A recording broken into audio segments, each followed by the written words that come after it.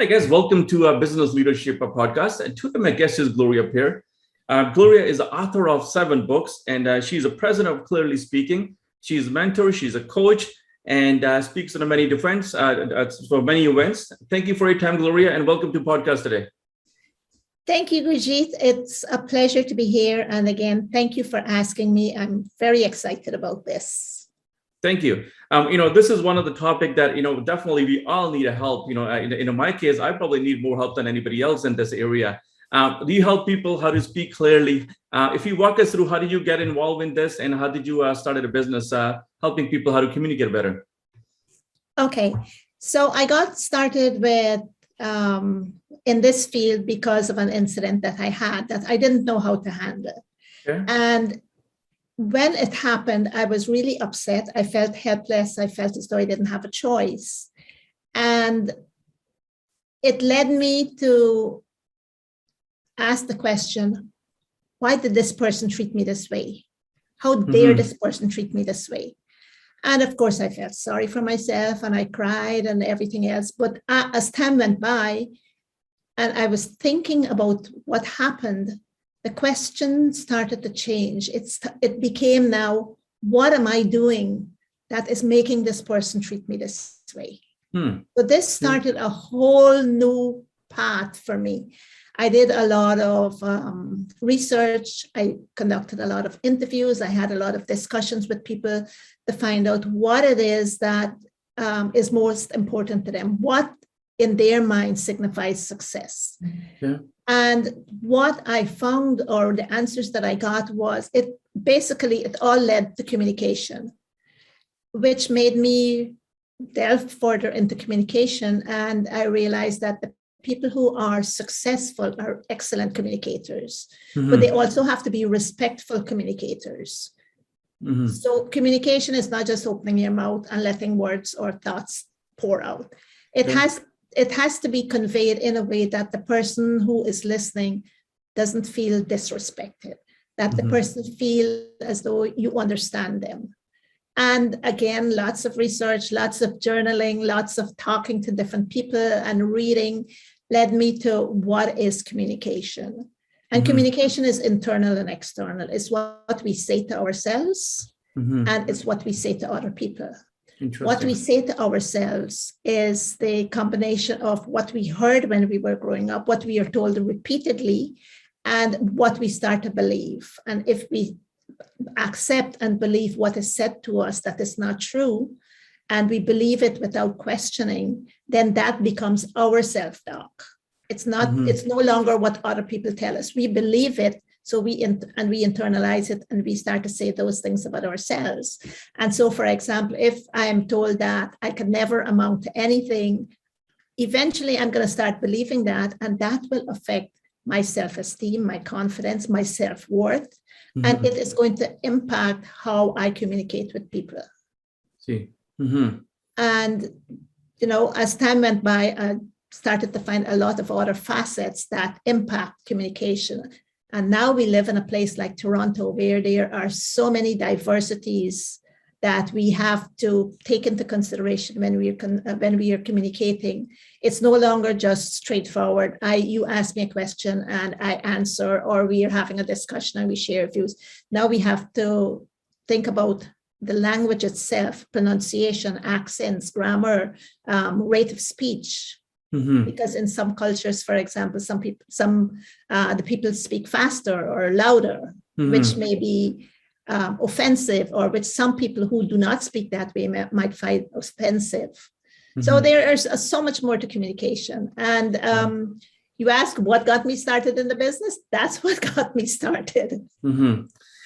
Wow, it's very, very interesting, fascinating that, internal communication is, that's where everything starts, how you, the story you tell yourself, right, before you open your mouth, right, it all integrates together. So, wow, very, very interesting. So, when business leaders or somebody comes to you, what do you see the problem they, how do they validate the problem they're having? How do they express that, listen, this is the area I'm struggling with. So do people know what the area they're struggling with before they come to you, or you have to identify what problem they're dealing with?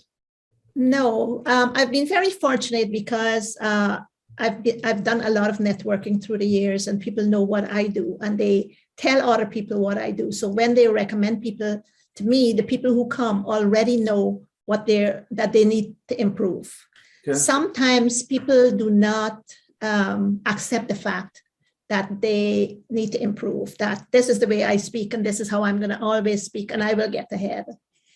And then again, in the business places, they are not told the truth about why they are not progressing or why they are not being promoted. Mm-hmm. So the people who come to me already have an idea what their challenges are. And so what I do is an assessment, a free 15-minute assessment, where I ask them a couple of questions, ask them to read something, and then tell them what I discovered or what I uncovered.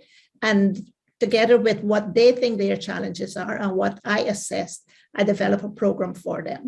Mm-hmm. Now, it could be personal coaching, or it could be a workshop, a group workshop, where that involves online training, where they get an online course, and we have group sessions together to discuss each lesson. Mm-hmm. But understanding, we definitely have to go through assessment to understand what the problem is. But when we hear in the meetings, or we hear talking to somebody keeps saying, hey, could you repeat that yourself again? Could you say that again? That should be enough, sign for you to understand that, listen, I got a communication problem. I need some help.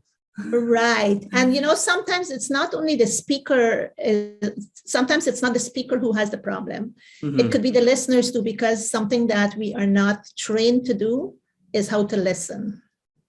Mm-hmm. We were not trained how to listen. We were trained how to speak, how to eat, ride a bike, how to get into mischief, all of that. Right? But we were not trained how to listen. And listening is one of the most underrated communication skills. And when we don't listen, we don't understand and we don't learn. So if I think I'm listening to you, I may misunderstand what you say and then ask an irrelevant question or continue a conversation in an irrelevant way. Mm-hmm. So listening is also a problem. So sometimes when somebody is saying, can you repeat that?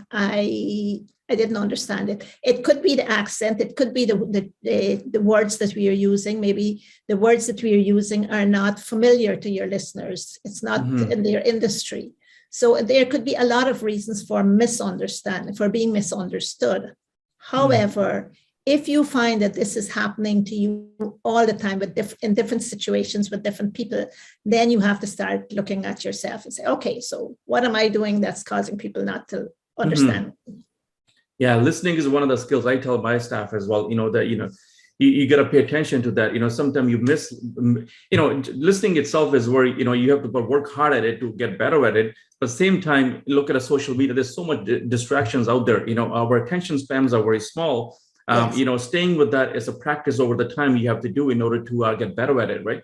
Yes, definitely. And that's one of the workshops that I developed to teach you how to listen well. Mm-hmm.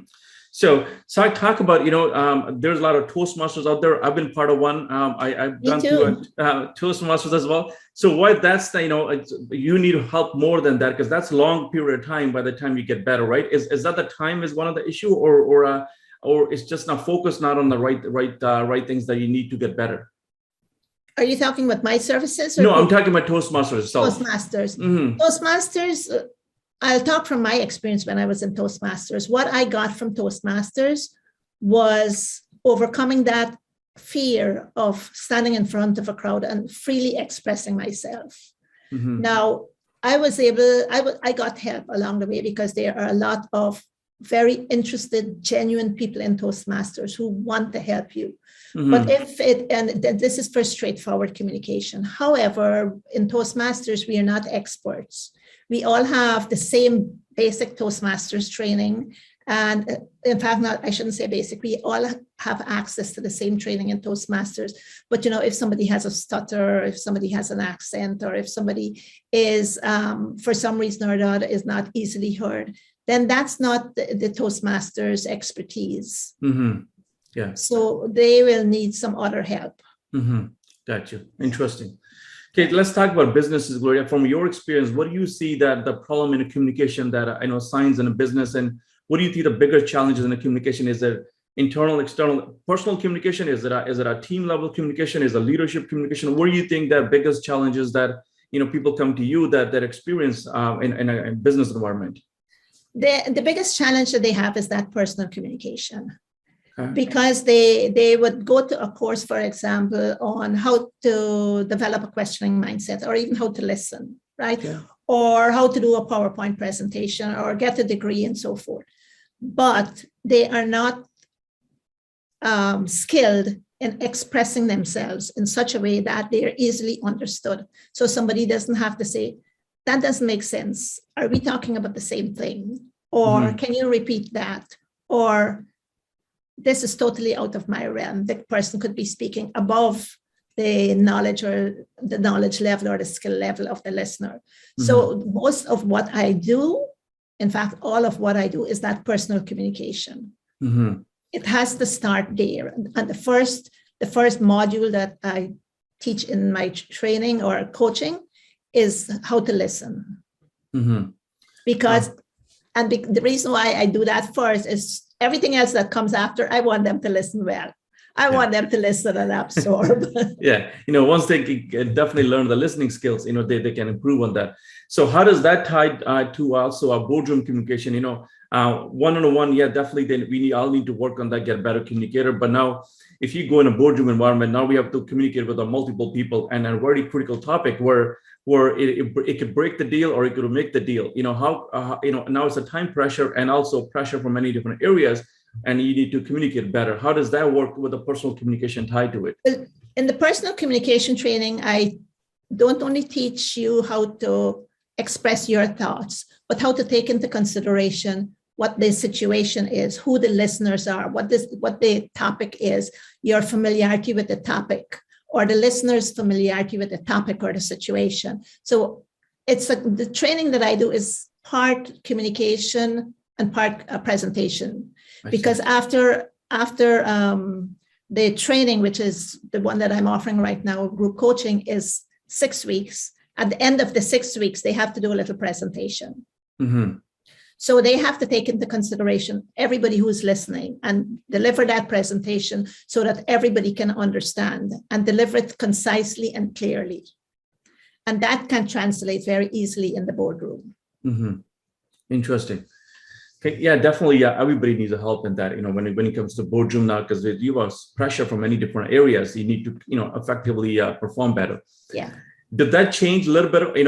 When the pandemic happened, we all gone to video communications. Did the communication change a little bit? The expectation change a little bit from people how to communicate, or what are your thoughts on that?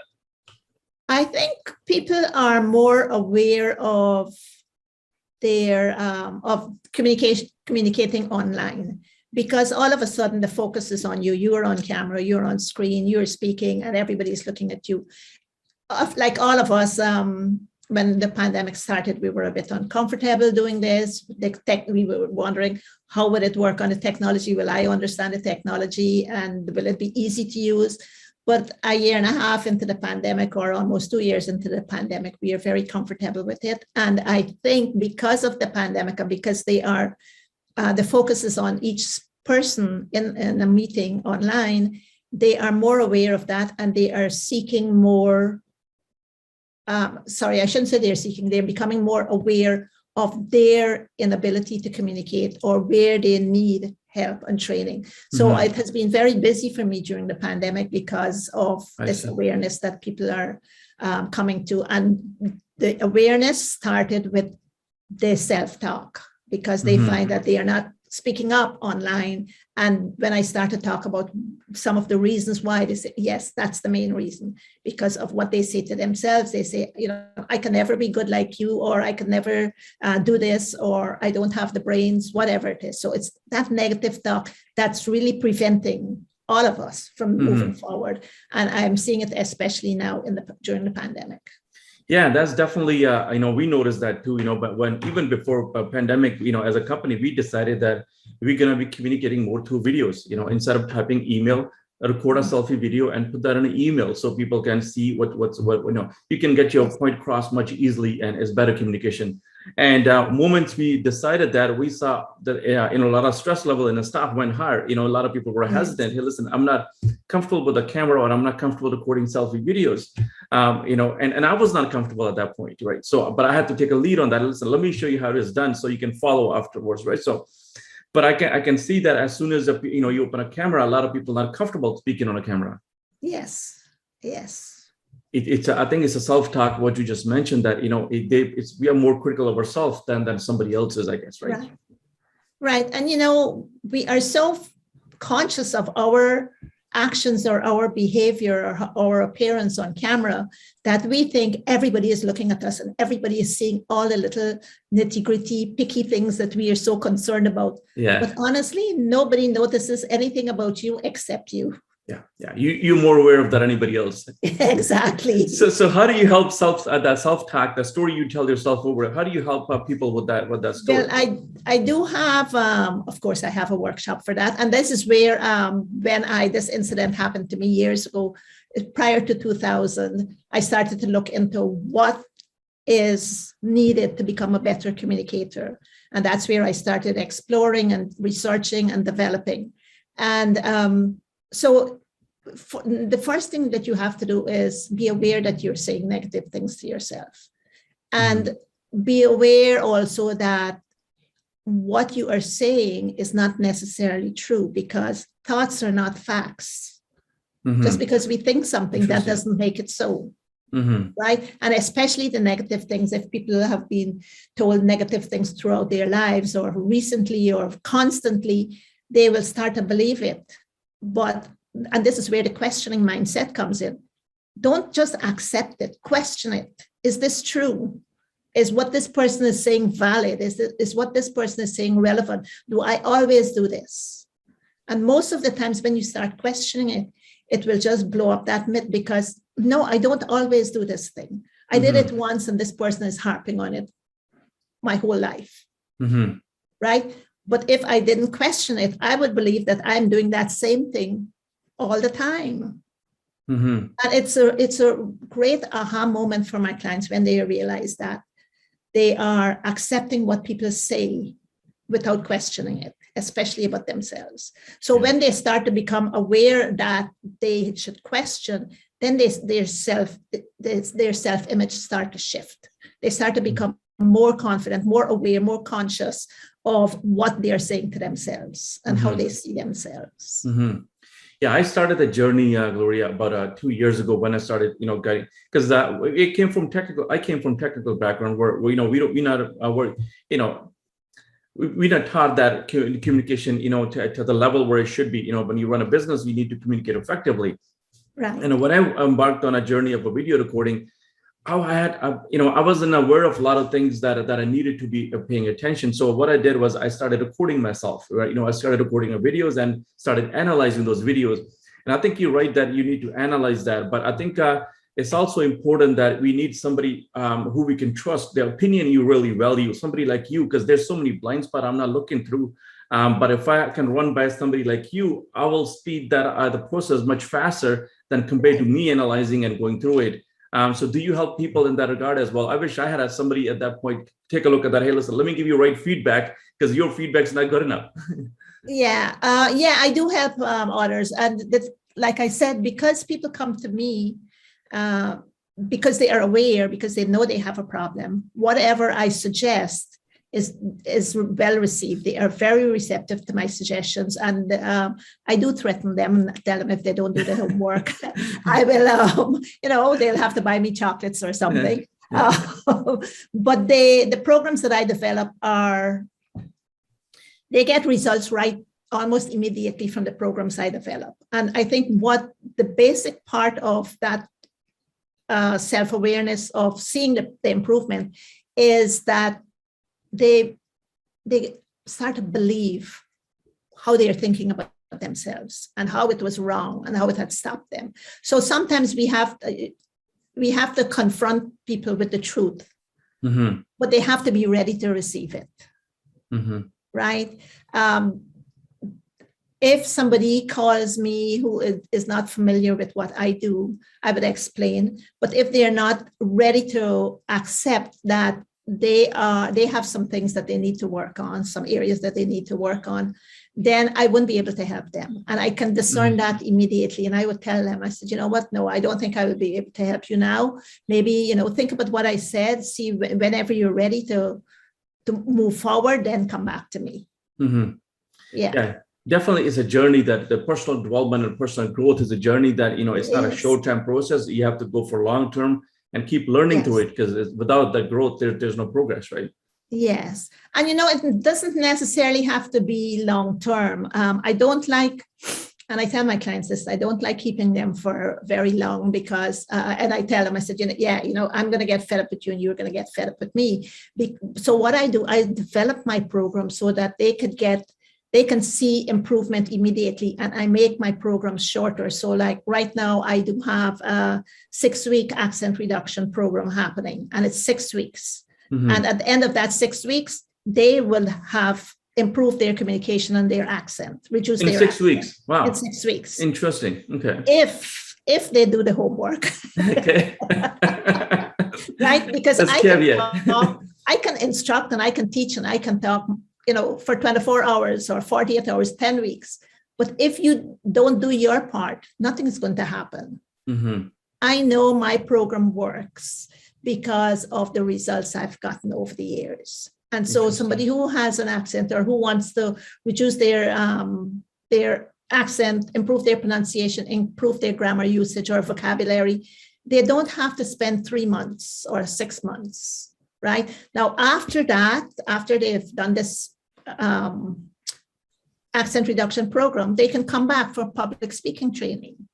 And then that's another objective, which at the end of the 4 weeks or 5 weeks, they will realize that, yes, this is the result I wanted. I see.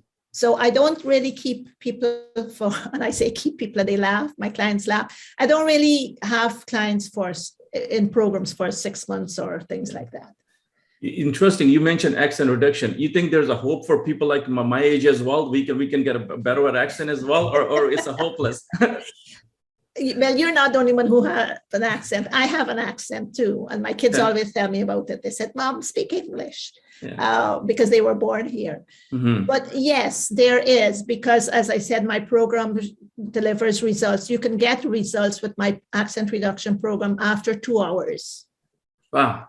Noticeable improvement after 2 hours. Yes. And the way the program is set up is it makes it easy to learn. You don't have to necessarily unlearn a lot.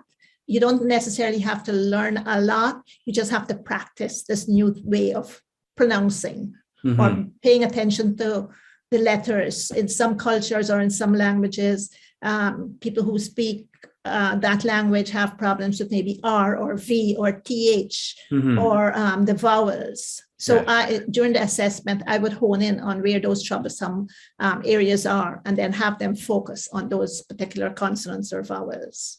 Yeah, especially I know Indian languages, when you speak in those languages, you don't use a lot of your tongue and mouth, you use less of movement there, and you speak from your throat a lot, right? So, and you produce different sounds, when you're speaking, and when you convert that to English, now you have to speak differently, and a different pronunciation has to come out, and that's where the struggle is, I believe, right? Yes, it is, because when you're speaking your language, the tongue is in certain positions in the mouth to produce a sound or a letter. In English, it could be in a different position. So the tongue, if the tongue is not flexible enough or strong enough to quickly move around, to be able to pronounce those letters in the words, that's when it sounds really different. It sounds strange. It sounds as though you have an accent. Can you repeat that? but that's going to be very hard to get used to, after so many years, like people might. No. You can get used to, okay? Yes, because I explain what's happening. I find people will, if they understand the process, if they understand why this is happening, then they are more receptive to changing it, because they know the way they're doing it now is not giving them the results that they want. You're more aware of it before you do it. So you pay attention to that. Yeah. Interesting. Yes. So somebody in your program, they're spending 6 weeks with you. How much time they have to spend and do the homework at home, and they have to practice? How much time they're looking to spend that? I'm talking about business leader who are so busy. Yeah, no, if they spend I would say an hour max Okay. a day, Mm-hmm. or maybe let's say 4 times a week to be realistic, 4 times a week. And it doesn't have to be all at one time. When you're driving, you can do some of the exercises. When you're showering, you can do some of the exercises. Reading out loud, you have to read memos and reports and all of that during the day. Read it out loud. So it's not like you have to take time out from your day and say, okay, this from 6 to 7 is when I'm going to do this. No, you can incorporate it into your day. I see. Very interesting. Let's talk about that industry. I can speak about my industry, IT industry, where soft skills are so important. For us to communicate with the business leaders or provider services, you need to not only be expert at what you do, but you also be able to be a good communicator. You need to get, explain very well. So most of my staff, they're in a role of educating people on a technology. They're educating on business ideas, how we help businesses to grow. So they got to be very effective in the communication. So you can get your point across. Very critical for them, and my industry is usually lack on our soft skills. I'm sure a lot of industries struggle with that, where the soft skills not to the par. How does companies approach that if they have big teams? How do they approach their teams? What training can they provide for them to improve on the soft skills? First of all, they have to recognize that if they are not getting the results they want, or the quarter results they want, or the sales, whatever it is, the results that they want, they have to recognize that it's not necessarily the hard skills that's causing the problem. It's not that they need more sales training, or they need, better understanding of the tech that they're using. Mm-hmm. They have to recognize that it's the soft skills. And if, for example, with accents, for example, companies may be hesitant about bringing that up for fear of discrimination. So that is an area that is not addressed because the employer doesn't want to bring it up, and the employee is very conscious about it and doesn't want to bring it up. So it gets left into this area that's where it's unaddressed.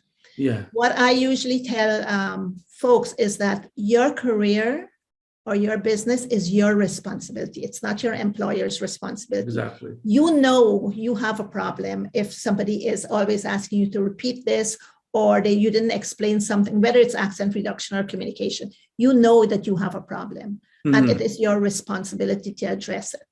Mm-hmm. Now, I'm sure that most of the times the employer will be very happy to get that feedback from the employee themselves, as opposed to from the manager, and then they don't know how to approach the employee. So the onus, I think, would be on the employee to approach the employer and say, you know what, this is my problem. I know this is my problem because, as you know, I have excellent tech skills and I can do my work. That's not a problem. The problem is communication. And the problem could be my accent, or the problem could be that I need some training in organizing my thoughts or writing, whatever it is. Yeah, no, I think it's, even employers gotta make sure that, hey, listen, if I'm committed to the service level that I need to deliver to my client, I need people who can communicate better. So it's their responsibility as well. I think it's a part of both of them. They need to communicate better. Hard skills are easy to teach. Somebody need to fix computers. Somebody need to fix any device. It's easy to teach. Once you walk them through, they can follow those instructions how to do it. But a soft skills is a little bit hard to teach. And very often, there's not enough time left in a day to teach all the soft skills, right?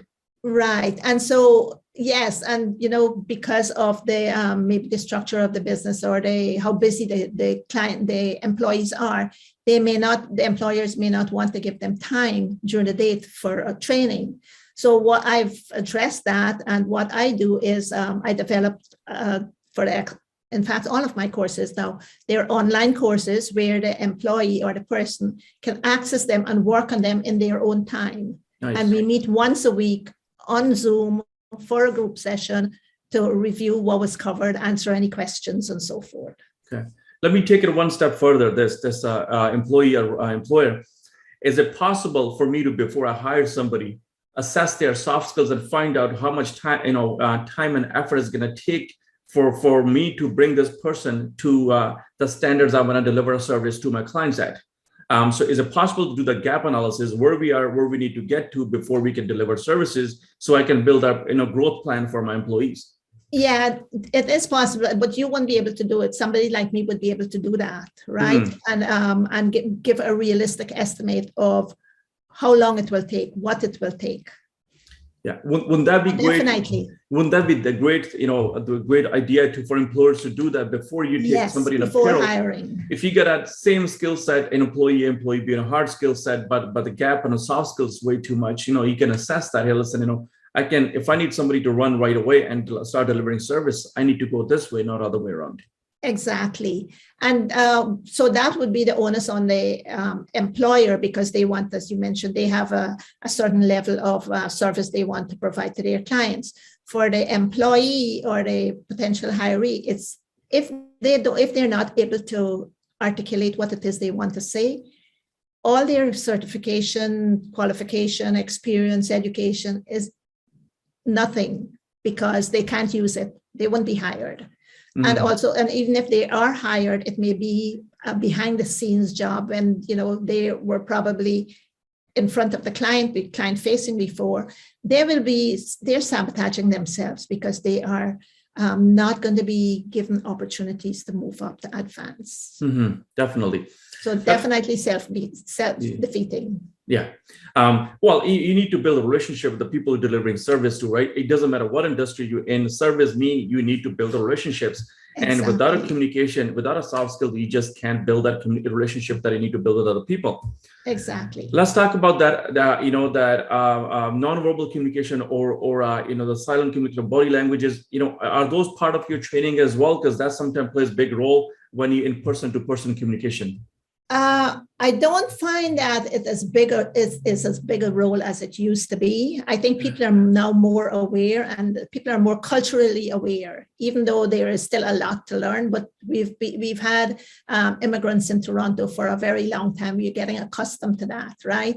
Yeah. So it's not such a big part of my training. However, during the assessment or during the coaching or even in the group sessions, I would point that out. I would say, okay, you're speaking too fast, slow it down. Or when you are delivering, when you're speaking to someone, don't be looking at the ceiling or, tapping your fingers. Pay attention to the person. So those are the most obvious body language observances that I saw.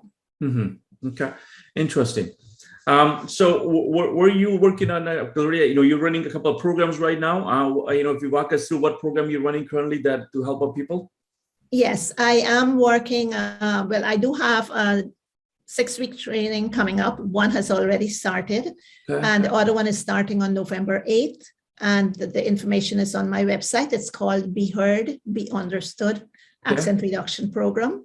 And it is a cohort-based program. So it's a group training where everybody receives the course on the first day. They have a week to work through the first module.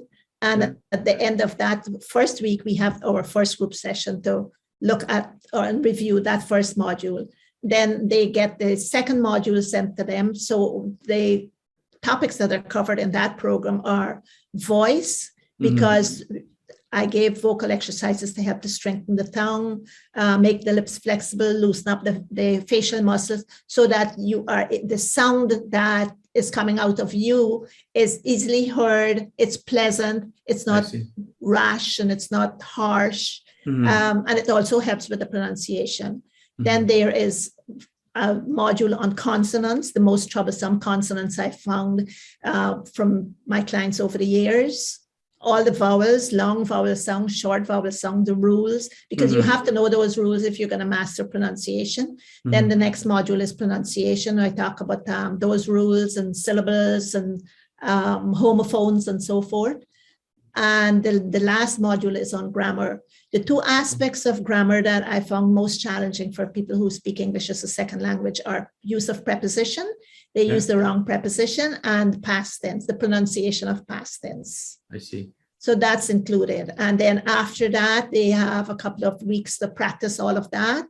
Once the program is finished, then I will suggest signing up for the public speaking, where the public speaking is listening, organizing your thoughts, impromptu speaking, developing a questioning mentality, and workplace etiquette or workplace communication. Definitely, especially what we gone through with the pandemic, this communication and relationship we just talked about, it got so more important that, you need to really, care about your people, make sure that everybody's on the same page, especially when we work in a decentralized environment, some people in office, some at home, some in a different location. So communication became a lot more critical than before. Yes, definitely. And again, people are becoming aware of how critical it is. Yes. Definitely. So business leaders like myself, who are looking to embark on this journey, they want to get better at communication or soft skills. They have a team is working for them, and they want to improve and help their team as well to get better communicator. What would you recommend? Where do they start this journey, and how do they start working on this? Okay, so the first thing is, like I said, the employer has to recognize that there is this need.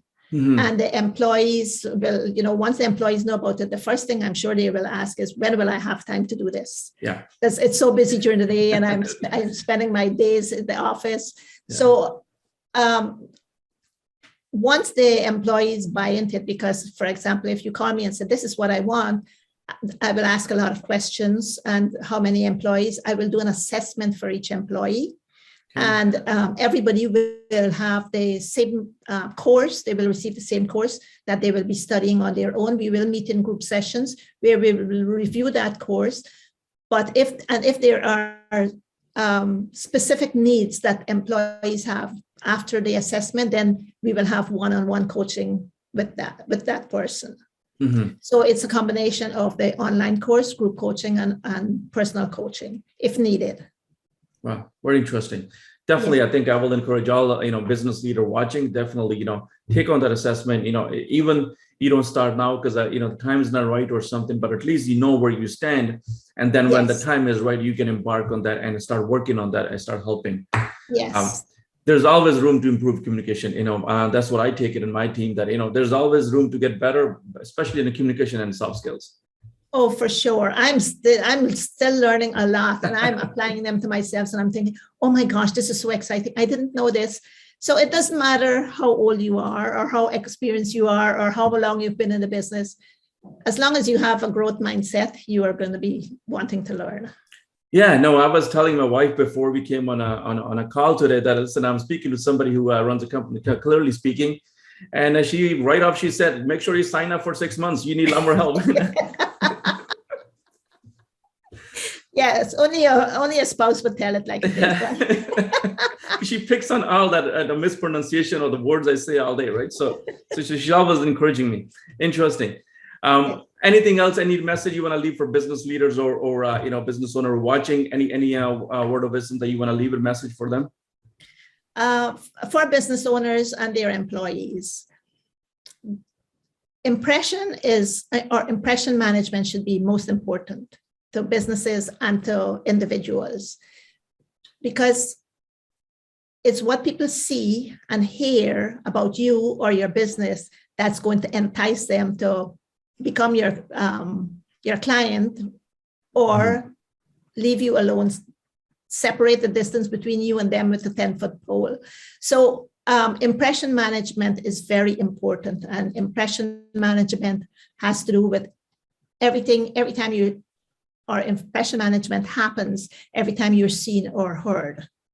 So that's what I would like to leave with business owners and employees. And the other thing is, how you communicate is how you're perceived, and how you're perceived is how you're treated. If you don't like the way you're being treated, look at the way you're communicating.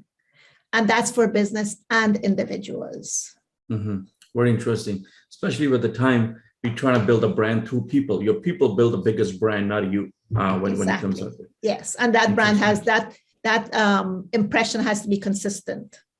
Very interesting. Yes. Good. I learned so much from our discussion. I'm definitely looking forward to our future discussion and learning from you. Where can people find you? How can they connect with you, Gloria? So my website is clearlyspeaking.ca. Okay. And on the website, you will see my contact information, and all the training that I offer. Interesting. Clearlyspeaking.ca. Yeah, I'm definitely going to include the link below the video as well. So when people watch, and I encourage all business leaders to reach out to you, have a conversation with you, and take that assessment and see where you stand as a company on a communication level. Okay, thank you. And before we go, I just want to mention that Sure. I wrote 6 books and they are all about communication. So the first book I wrote was New Words. It's to help us to expand our spoken vocabulary because we all know more words than we use. And we habitually use words that that are just there. It's like going into your closet and seeing that you know 7 or 10 shirts hanging on hanger, and you pick the one you always use, not using the others, right? It's the same thing with words. The other book is ABC for the workplace. So 26 chapters from A to Z on everything the employee needs to know about the workplace that maybe they wouldn't want to ask HR or anyone else. So, and the information for that book I got from my contacts on LinkedIn who are in executive positions. I asked them if I sent them a list of questions, if they would answer it, it would go into this book, and they all agreed. So the answers in the book, the content of that book, ABC for the Workplace, is their answers to my questions, plus research that I did. Then there's ABCs of networking, again, 26 chapters. As you can tell, I like the ABC version. It helps me to remember, right? The ABC of networking, it was very popular before pandemic because, especially for newcomers, because where they're coming from, they may not know how to network. Networking that may not have been happening there, right? Now online, some of those tactics could be applied online, but it's more like for meeting people in person. You always connect faster when you meet in person, right? Yeah, definitely. I mean, you're getting better at connecting faster online. Yeah.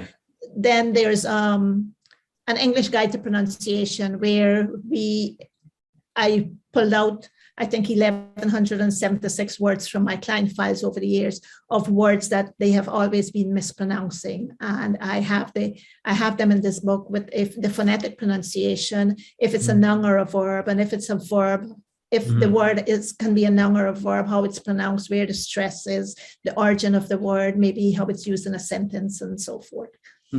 And the other one is mispronounced and misunderstood, where you say one word, but it sounds like something else. I see. Okay. Yes. Yeah, I'm probably gonna need help in all those areas, but I'm definitely gonna order those books and go through those. But I think I'll look for your expertise and where I need help to do the assessment, and we go from there. Wonderful. I look forward to that. Good stuff. Thank you so much for time, Gloria. Thank you so much for having me here. It's been a Have pleasure. a good one. We'll talk soon. Thank you. Okay. Bye-bye. Bye.